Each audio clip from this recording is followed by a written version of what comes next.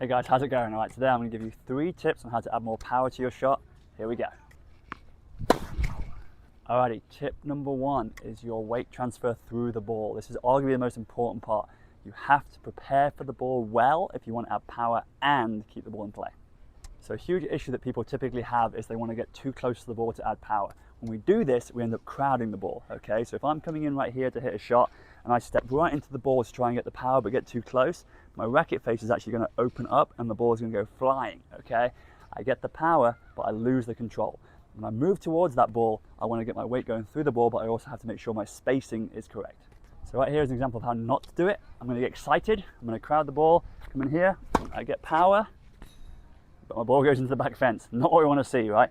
As I move towards that ball, I want to space myself away from the ball and then generate my weight transfer coming through the shot right here with keeping my space and the distance between the racket. This way we get the best of both worlds. We get the power and the space. That's tip number 1. Alright guys, tip number 2 for getting more power is loosening your grip, okay? Again, we may be able to get power if we give it the death grip here and you see my arms, most of my arm tense up right here. But if I get power through this way, it's going to be forced and I'm going to lose that control. If you watch tennis players on the tour, they are definitely toned, but they're not really big and bulky, okay? They use their loose racket head speed to come through on the shot to help them generate power. Tight grip's going to look something like this.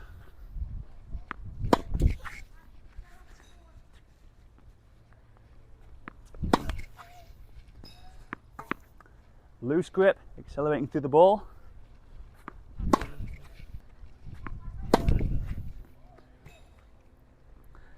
We're looking at a 3 out of 10 grip strength to generate that absolute maximum power with our swing.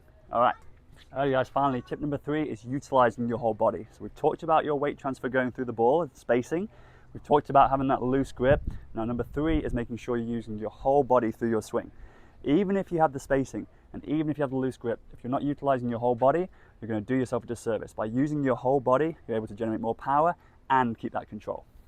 So a pretty common one here is when we get into the ball here, we're keeping that racket loose and we're hitting through, but if my legs right here are upright as I swing, okay, that ball's just not going to generate that same power. What's stronger, your arms or your legs? Your legs, right? So if you use your legs inside your shot, it's going to really help you generate that drive from here.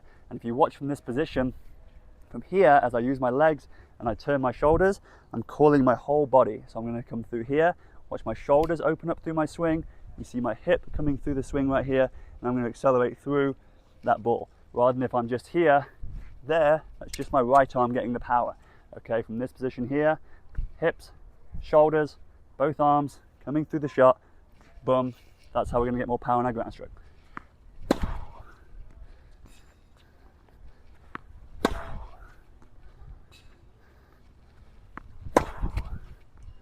So there you have it guys, 3 tips for getting power in your ground stroke. Number 1, weight transfer and spacing. Number 2, keeping that racket head loose, a 3 out of 10. And number 3, utilizing your whole body through your swing. If you do all these 3 things on most of your ground strokes, you're going to feel like you get a lot more power on the ball with a lot less effort, which allows you to add more control to your shot and be more consistent. Give these a go next time you're on the courts. We appreciate you watching.